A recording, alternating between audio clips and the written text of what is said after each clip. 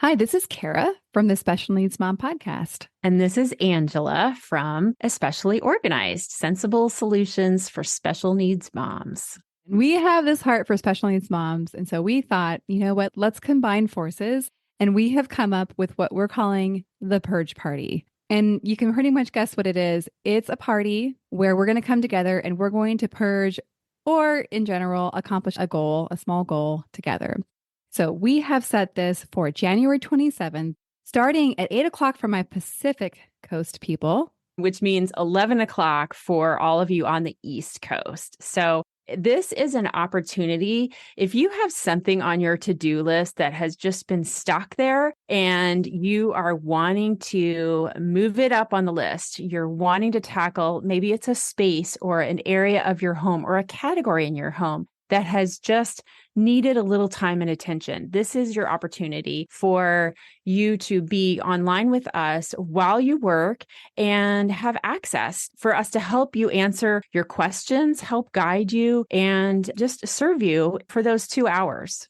Yeah, exactly. And I think you can tell like what we've designed is just this very high level of support for that project that you just haven't been able to tackle on your own. The thing that we are envisioning is that you get to leave this purge party feeling so accomplished because you did the thing. You started the year off getting that thing done that you were stuck on last year. And so it's a momentum builder, if you will. You can go ahead and sign up. We have a link ready for you. And we are offering this for $40 for the whole experience. Absolutely. And we hope you'll join us. I think it's going to be really fun. It's going to be a great group of moms of special needs kids. So we all get each other. We all have an understanding of what it's like to have something on our to-do list, but just we haven't been able to tackle it yet. So I hope that you will join us. We're super excited to bring this to you, and we are thrilled to work with you. All right. We'll see you all there.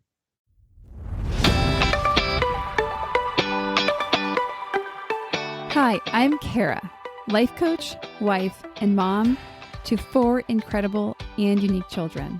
It wasn't all that long ago that my son received a diagnosis that had my world come crashing down. I lacked the ability to see past the circumstances, which felt impossible, and the dreams I once had for my life and family felt destroyed. Fast forward past many years of surviving and not at all thriving, and you'll see a mom who trusts that she can handle anything that comes her way and has access to the power and confidence that once felt so lacking. I created the Special Needs Mom podcast to create connection and community with moms who find themselves feeling trapped and with no one who really understands. My intention is to spark the flare of possibility in your own life and rekindle your ability to dream. This isn't a podcast about your special needs child. This is a podcast about you. If you are a mom who feels anxious, alone, or stuck, then you are in the right place. Welcome. Hello and welcome to the Special Needs Mom podcast. I'm so glad you're here. This week's episode is a part 2 of a 2-part interview style episode. And you don't necessarily have to go back to listen to last week's episode to get the full picture. However, if you missed it, it's a really good one. So I do recommend going back to listen to last week's episode so you can get all of the Hannah that you can get your hands on. Before I get into a little bit more information about this week's episode, I want to share with you about a conference that's coming up here locally in San Diego.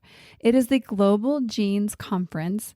And if you haven't heard of Global Genes, it is an organization who specifically supports all people with rare disease.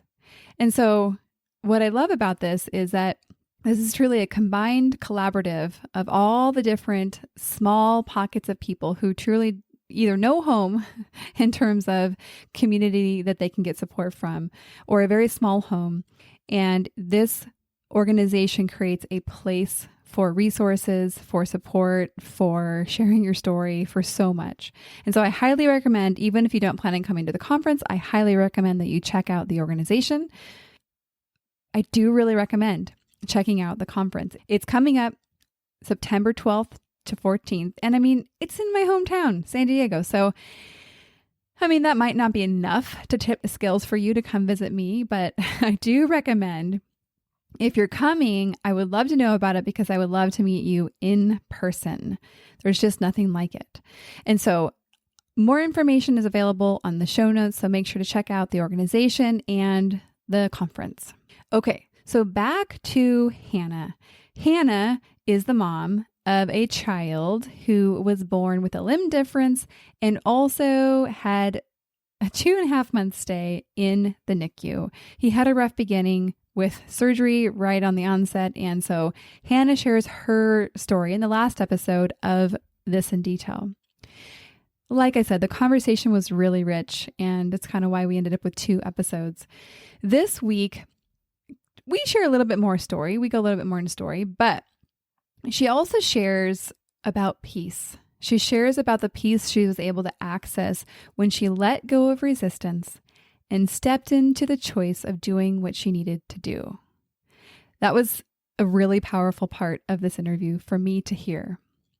She shared about her support team, which I am proud to say, the coaching group that I hosted last year, Being Mom Together, was a big part of.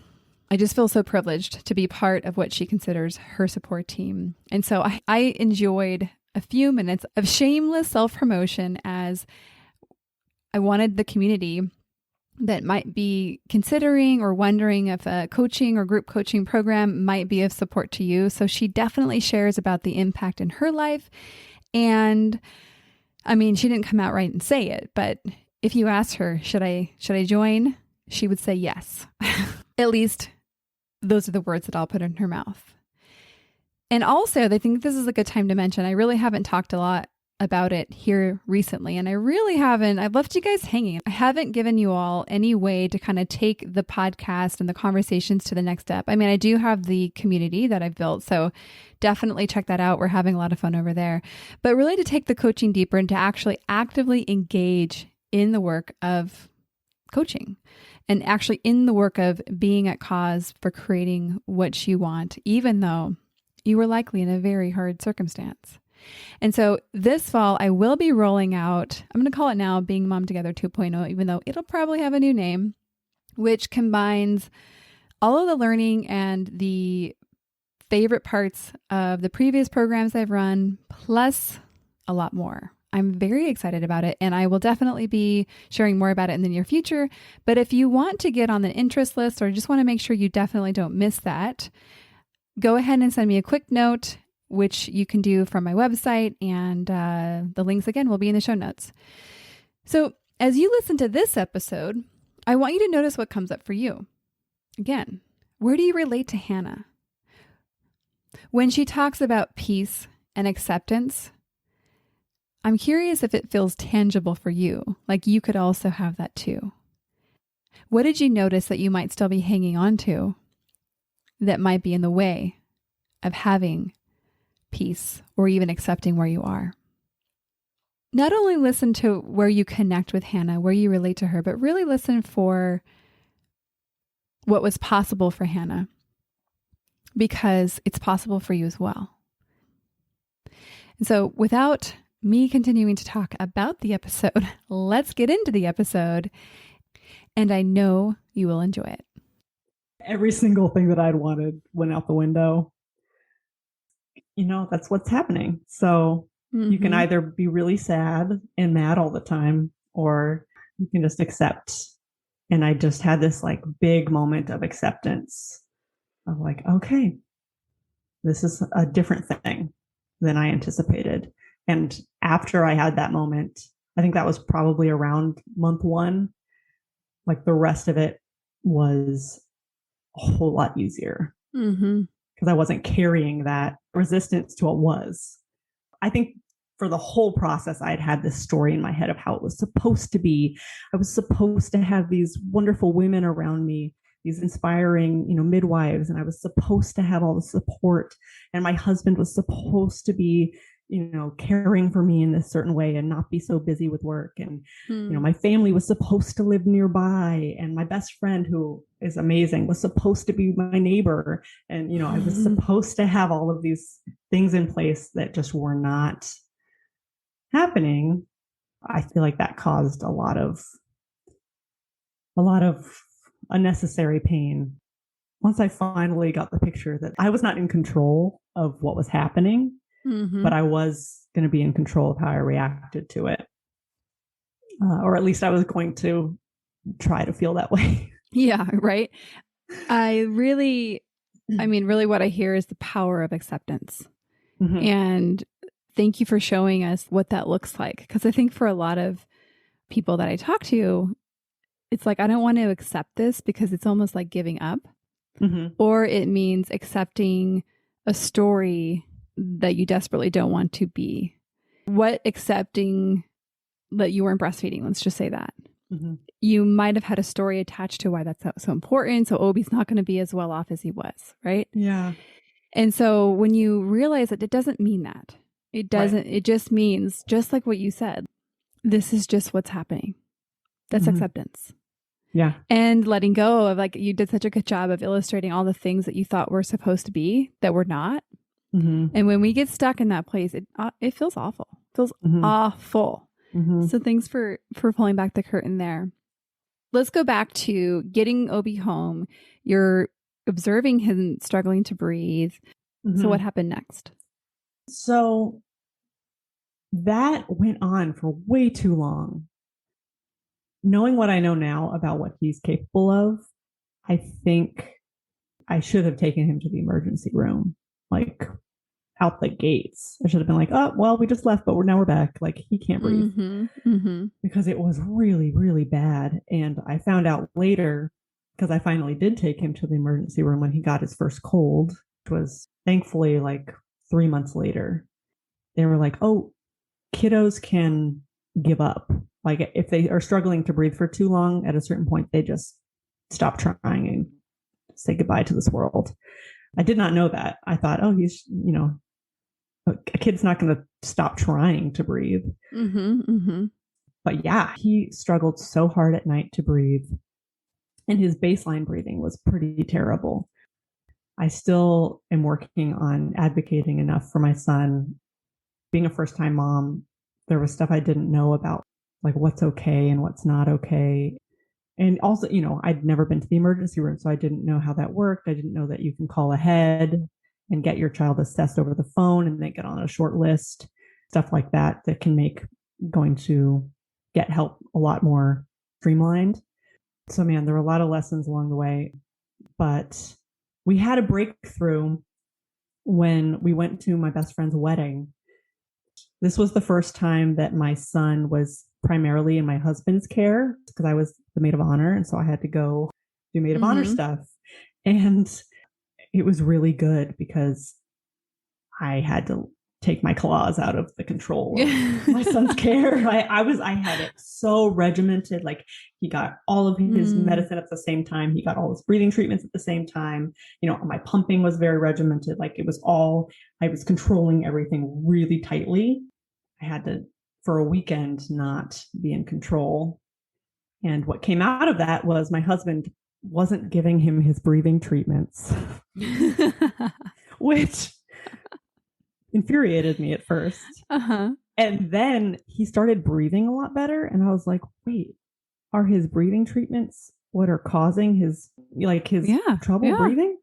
Which I had never thought. That had not occurred to me.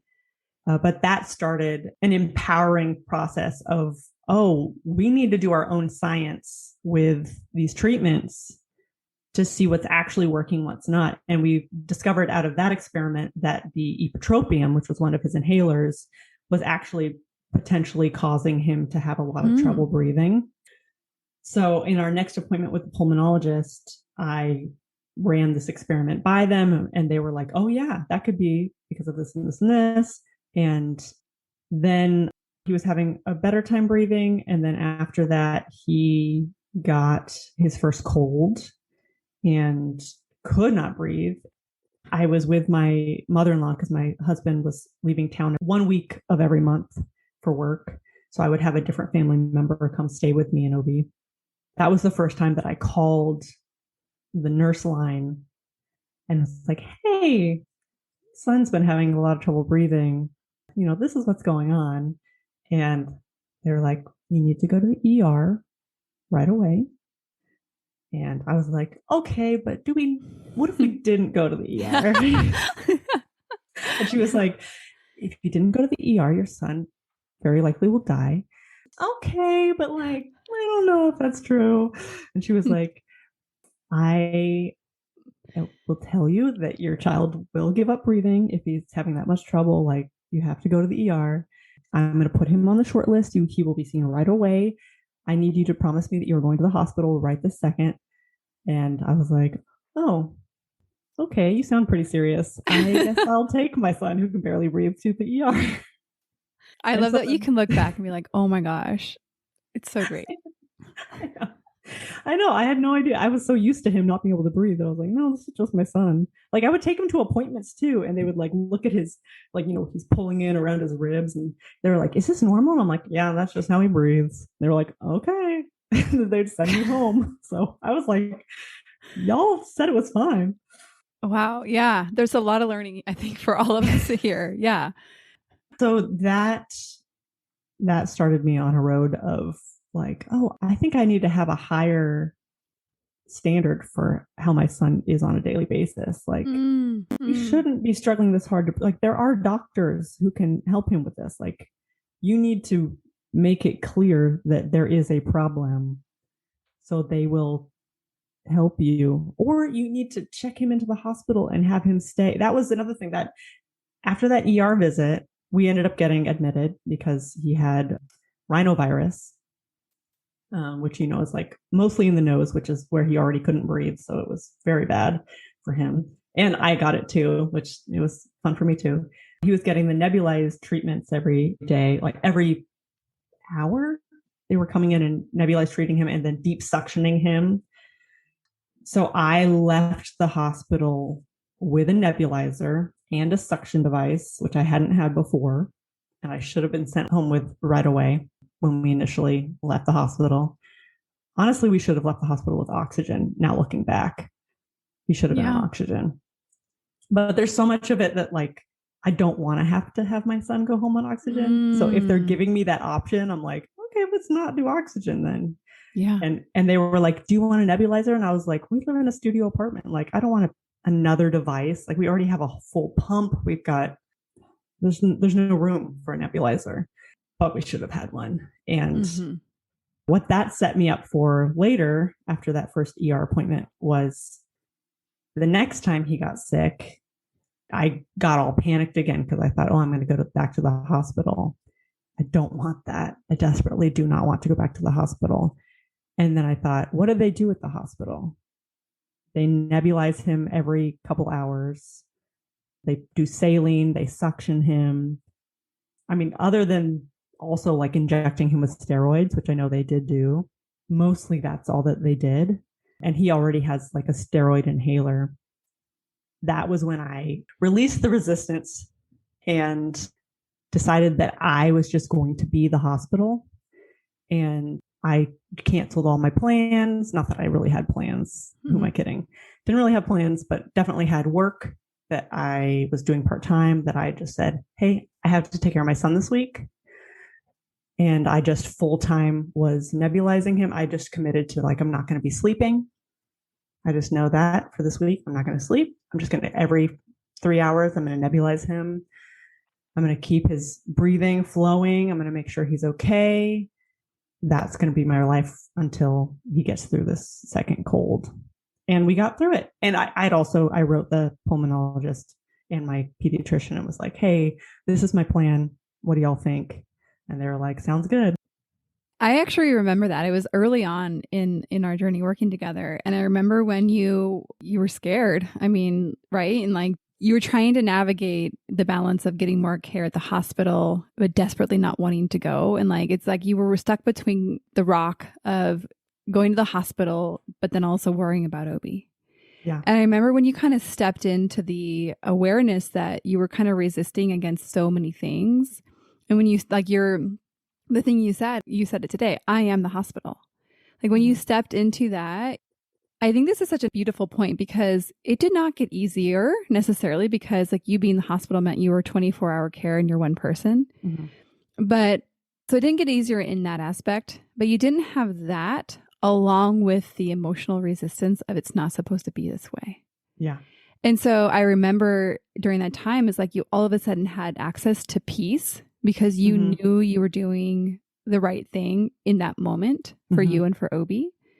It no longer felt like you were being forced, like your hand wasn't being forced, even though it was an awful circumstance. What do you remember about that like big shift that you took then? Well, I started your coaching program in December. That big thing happened, I think, in February. The language behind recognizing the resistance I was feeling that came from you, from your coaching and your program. It's interesting how when you don't have language for something, it can be really hard to shift or to like access understanding of what's actually happening. But if you have language for it, it's a lot easier, at least for me, to like really just unemotionally, intellectually be like, oh, wait, what is happening right now? And I remember having that moment where I was like, oh, God, I'm feeling so much like internal pressure. I feel so angry and anxious and like I'm reaching a breaking point, but none of my options look good. At that time, had to reassess, okay, so what's open, what's free? What direction would work for where I'm at? Do I want to leave the house? No. Do I want to go to the hospital? Absolutely not. Does my son need care? Yes. What do I have available to me? Most of the tools of the hospital. Okay. Do I know how to use them? Yes. Am I better than all the nurses at assessing how my son's doing? Definitely at this point. I think I just need to go into full, can I take care of my son without the hospital mode to give myself that option for the future? Like this will just be another science experiment, and I know at what point, like I've been to a very scary point with my son, so I know not to get that far. But if he does start to show improvement, like I think I can do this. Like I think I can pull him through this. At least I can get him a few days deeper into whatever this is he's got. And then, it was amazing how once I made that decision and I just committed to, oh yeah, we're going to be watching TV. Like I was also like, I have to be a good mom, like no screens, no blah, blah, blah. And I was like, no, me and my son are going to sit on the couch. We're going to watch TV all day. I'm going to get snacks. I'm going to eat whatever I want. I'm going to just keep him alive. That's my job this week, is to keep my son alive. And then it was like kind of a good week. Like I remember that week being an exceptional week in terms of like there being no resistance to anything that was going on. I was just like, yo, living the dream. Well, I think it's a really beautiful snapshot. Like I said, also, it sounds like you gave yourself permission to do a lot of the things that would just help you through, like sit on the couch, have the snacks. You didn't expect yourself to both be the hospital and also be all the other things that, yes, you're committed to in life, but just not that week. Not during that time. Yeah. So you got through some major health trauma situations. There's so many pieces to this story. When you look back just from today backwards, beyond what you've already shared, is there any moment that you're like, that was kind of a low spotter, or a moment that you look that feels particularly dark? I feel like the darkest moments were when I was turning on my husband or turning on family that was visiting because of how stressed I was and how panicked I was. Just like that feeling when you haven't slept and you're your son's only lifeline, but you don't have the resources anymore to actually be much use to them. That's been the hardest thing, living not close to family. Like I have my brother here, thank goodness he's actually here right now because my husband's out of town, and it's incredible. Feeling like alone and scared for my son and like ashamed that I can't be the mom that I want to be because I'm so tired. Like I have some internalized judgment about like not being a superhero at all times that, oh man, that's poison when I start thinking like, I should be able to do this. Olden time mothers would be able to do this. Real stay-at-home moms would be able to do this. If I was actually not as selfish, I would be able to take care of my son, no problem. Like my mother-in-law could do this. What's my problem? Like my mother-in-law doesn't need to eat. My mother-in-law doesn't need to sleep. Why do I think I need to eat and sleep? Well, I want to meet your mother-in-law. But yeah, thank you for letting us into your brain. I think those stories and those narratives, I think a lot of us will relate to those. And so thank you for normalizing them and recognizing the power in disarming them. Mm-hmm. So during those moments, or even just the whole journey, actually, what are the things that really helped you and brought lightness to obviously some real dark seasons and challenging aspects of his life? Oh man, having support has been, without support, me and my son would be in the ground right now. What is support like? But give us a picture of what that is for you. Well, my parents live like 10 hours away, but they have been a lifeline to me over the phone, over FaceTime since my son was born. They've seen me through everything that's happened. I've had them as a resource. My dad was an EMT. So I've had that. I have my best friend who is incredible and has cried with me and, walked me through the darkest days of being in the NICU and not knowing if my son was going to make it. She really emotionally walked through the same darkness that I walked through and just like held my hand and was like, we'll figure it out. Whatever happens, I'm here. And she comes down every 6 weeks to stay with me, which is amazing. So she's been like my rock. My husband, as much as I've grown to despise him along this journey, he's also making that money for us. So we were able to move into a 2-bedroom instead of the studio that we were in. His hard work and abandonment of me and our son has paid off. Tell him he should do a TikTok about that. I know. And also his humor. He's, as you know, he is a comedian, even though it's driven me crazy. His desire to make TikToks with me whenever we have a spare moment has helped keep life a little bit normal and a little bit less intense and medical and serious throughout the process. Yeah. And then also a big thing for me was that even though I had friends who had kids, I didn't have any friends who had kids with any kind of special caregiving needs. So there was one night that I was on my phone and I must have just hit a moment of desperation where I was like, I just need to at least hear somebody else have an experience like I'm having. I'm big into podcasts. And so I think I must have typed in like special needs moms. And then I saw your podcast. And then, as you know, I followed the link or whatever. And then I got in contact with you and you were like, hey, let's talk. And as soon as I had that first conversation with you, I was like, this is exactly what I need. I need to talk to someone who knows what's going on and is also going to hold me accountable and not treat me like, I'm a wounded bird.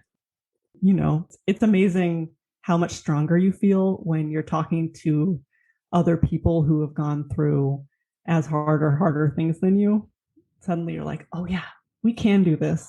And there's a very inspiring, energizing magic to that I found spoiler alert, I joined your Being Mom Together group and met some other amazing moms. Obviously met you. That really, as I said before, I started having breakthroughs right away in terms of being able to adjust how I was thinking about what was going on and apply concepts or, more empowering ways of thinking about situations to make the outcomes better for all involved. pretty much right away. And I still feel like, even though I am now a graduate, I still feel like I'm able to draw on what I learned in that group. And I at least know like what's possible. Like I know there are other moms out there. I know that it's not easy and that we are all going through it, and that there's just like a really amazing power to knowing you're not alone. Thank you for sharing all that. I love that you connected, like that it connects you to your own power when you are witnessing another mom experiencing her own story and triumphs and tribulations. And so the experience of being in this group and holding space, and that's kind of a coachy term for really witnessing somebody's story in a way that does not have judgment or even a way of fixing. It doesn't intend to fix, it actually just intends to be with. And so I think witnessing y'all hold space for each other, for me as a coach, is like a really powerful, I mean, I just feel like so privileged to be part of that. And I think what you pointed to is like it connects you to your own story and your own power. Is there anything else to add that what the experience of actually getting this type of coaching inside of a group, like what that meant to you and what it offered you?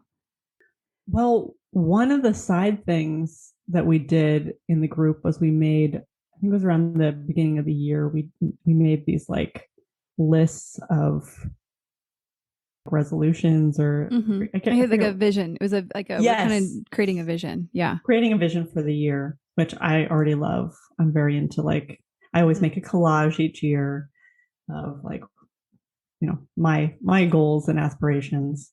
We partnered off and I partnered with somebody else in the group. And honestly, we spent a good hour just venting and bitching about the hospital. And perfect. I needed that so bad. I just needed to stick it to the hospital with somebody else. And that was incredible. Like I still think about that day. We got so mad and we were talking about it, and it felt so cathartic to just have somebody else to vent with about all that, who knew exactly what the heck I was talking about. And, you know, we had all the terminology to fully bash the hospital because, you know, the hospital can suck it sometimes. And then actually after that, we had our venting session. And then we were like, oh, wait, what were we actually supposed to do? Oh, yeah, we're supposed to make these vision things. And so then we had this great, really yummy, positive sharing of what we envisioned for the future. I just remember that being really giggly and fun. You know, you don't always know what you want to talk about. You know, I've had therapy before. I'd never had coaching before, but I'd had therapy. And I remember sometimes I would go into therapy and be like, I don't really have much to say today. And then like you end up saying something, or I would end up saying something, but I would kind of feel like it was a waste of time. But I feel like when you have a group, somebody's got something they need to talk about. And it always comes back around and can be applied to your own situation, even if it's not your specific topic that you are sharing about. It's also a lot easier to hear sometimes when it's not being said to you. Bingo. Yeah, exactly. Right. Where it's like, if not that it'd be hard feedback, but sometimes we're so attached to our own story, or we're so attached to what we see. Our ears just aren't ready to hear it when it's so direct at us. But when it's somebody else, the pressure's off of you, and it's almost like you can like wade in, like to like, I'm picturing like a pond, right? Like you can wade into the idea. And it's like people are just a little bit more open to it. So that's a really good point. I'm glad you mentioned that. Yeah. And not to toot your horn for you, but you're really good at what you do. Oh gosh, well, thank you. I mean, you've hit the nail on the head a couple times where it was me that was being coached, and I was real deep in my own story. And you told me some hard stuff that I really needed to hear, but I was able to hear it from you because I trust you so much. And I feel like, and also because I'd heard you coach other people. So I had experienced you flipping what somebody else was saying in such a way that it revealed what was actually happening. Like I'd already witnessed that. So when I have heard things from you, I've been like, oh my God. It's been easier to accept that that's what's actually going Well, on. I'm glad it felt that way.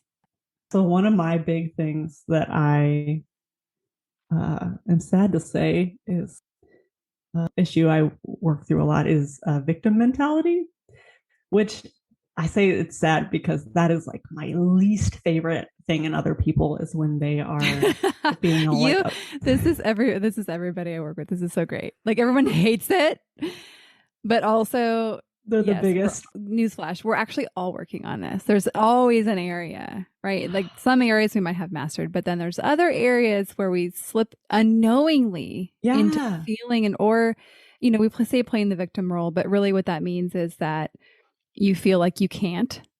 Yeah. And you feel powerless. Yeah. And that's another way of saying you're the victim. I interrupted you. Keep going with what you're saying. Yes. That was just my biggest thing that I keep running into is anytime I'm like super exhausted and upset, it's because I'm feeling powerless and I'm feeling like I'm a victim of circumstances or other people, my husband, my family, my friends. You called it out in me multiple times. But one time in particular, you said, you asked me something like, is there an amount of help you could receive that would be enough or something like that? And I was like, no. And you're like, so let's look at that. I had to take responsibility for being in a cycle of thinking that everyone was betraying me by not helping me every second of the day. Or helping you enough. Or helping me enough. Because what is enough? And when I realized I didn't know what enough would be, I realized I had a problem. Well, I think awareness is not always easy to hear, as you've mentioned. Mm-hmm. But even it's like working out. Even though it's hard and it's uncomfortable, you ultimately know it's good. Mm-hmm. And so I think when you're hearing it, it's not easy, but I think there's a sense, because obviously I've been coached a lot as well. There's also a sense that's like that you're willing to tolerate the discomfort of this new awareness because ultimately you trust that it's for your good. Because mm-hmm. clearly you wouldn't be in the conversation if everything was amazing, right? You're in it because something's not working, mm-hmm. that you feel stuck or whatever the thing is. And so that's where I think it's the coaching relationship actually is, that's the intention, right? It's creating a trusted relationship so that you actually can see some things that you're not aware of that aren't working for you, that are actually a disempowering thing that's happening in your life. Mm-hmm. So, well, thank you for sharing that and really being willing to share what you actually became aware of and have been working on. As we start to wrap up, is there anything else that you want to share as far as just like what you've learned in your motherhood journey or anything that feels like you're connected to it right in this moment? Well, I touched on it earlier when we talked about firing someone for the first time, but I have had to learn how to be a manager of helpers. And we now have a home health aide that comes a couple times a week to take care of my son. It's hard when someone's coming in your home to not just want to be their friend, because they're in your home. They're using your toilet. They're putting their food in your fridge. Like they feel like family, and you want them to feel like family. But I mean, and it's because my husband has left town so much. I've had so many extended family members and like my friends' parents came and stayed with me, and I've had to train all of them in how to, use my son's feeding pump and, give him his breathing treatments and how we do this, medication. And so there's been like a lot of learning in terms of being loving and appreciative of my helpers, because I am, so appreciative of them, and it's incredible. But also like I have to take care of my son, and I have to make sure that what's happening is happening correctly, and that my son is being safe, being taken care of safely. I've had to fire. We have OT people who come to the house. Mm-hmm. I've fired 2 of them, and thankfully they were replaced with somebody who was a lot better fit. I feel like each person I've had to fire, I've been rewarded with somebody who was a lot better. That was a big thing. It was like, the company will be like, oh God, what happened? And I'm like, yeah, they were late every single time, or they did this with my son and it was not appropriate. And they get so like, oh, we'll get you the best person. And then you end up with the best person at their company, or at least that's the way it has felt. There's a little hack for you. Just make something up. I'm just kidding. But yeah, we currently have somebody who is amazing with my son, but she's also very flaky and cancels last minute a lot. So that's what I'm currently muscling through, is how do I appreciate how amazing this person is, and also set boundaries in terms of what is appropriate and what I'm willing to stand for in terms of tardiness, in terms of different mask wearing, different things that we're implementing with my son, that, I have to stay on her about certain things. I have to communicate when something isn't right. I have to also notice if my communication is ignored or forgotten about, and re-communicate, or, set the boundary of like, if it happens again, I'm just going to look for somebody else, even though I love this person. And that's on me. I'm taking responsibility for that. Another piece of this big old puzzle. Well, I feel like what I've gotten to witness, especially highlighted through the journey of the way that you manage all the people in his life, is you really stepping into trusting yourself, tapping into the deep knowing that you have as his mom and just as who you are as a person. And then really leaning on that and trusting yourself, not questioning yourself, and like really creating a confidence in knowing that you can do this. And it doesn't take the discomfort out, right? Like, it doesn't make those conversations with your care any less challenging, right? Especially for the people pleasers out there. Mm-hmm. But it did create an opening for you to really rely on that trust. And for me, it was just really beautiful to witness that growing and growing and growing. And congratulations, beautifully done. Thank you. Well, I have thoroughly enjoyed this conversation, and just kind of getting to sit back and to hear a longer version of your story. It's funny, like I got like a half an hour version early on, and we don't talk a ton about the children, as you know, right, in coaching. Of course, as applicable, because, we're humans, so we want to understand what's going on with each other. But that's just not the focus. Right. And so I think getting to kind of really hear parts that I didn't know was really a privilege. And so thank you so much for just sharing your story. I think that especially the hippie mamas out there, the fellow hippie mamas are going to really enjoy hearing your evolution, right? Stepping out from nothing went my way to really stepping into creating the new version of what it looks like for you to apply all your learning and knowledge and desires as a mom with Obi, with this whole medical picture in mind. So I look forward to hearing the next chapters as they unfold. Thank you so much. Thank you. This was really fun. It's awesome to be able to tell my tale of woe. And and also, what's the opposite of woe? Woe and wow. That could be a whole podcast. Woe and wow. It's a new title. Coming to you. That's gonna be my podcast. I was going to say, yes. No, that's what I'm saying. It's for you. Okay. Anyhow, well, thank you all for coming along the journey. We will see you on the next episode.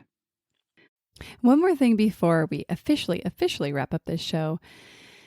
Sometimes when I'm listening to podcasts, I have the experience of wanting more. I'm listening at the very end thinking, I sure wish that episode didn't end. I invite you, if you feel in any way the same way, I invite you to the Special Needs Mom podcast community, which is a free group that I host on Facebook, where we as a community of fellow moms who listen to this podcast and are experiencing life in similar shoes, get to talk to one another, get to share stories, get to actually interact. I hope you'll consider joining. See you over there.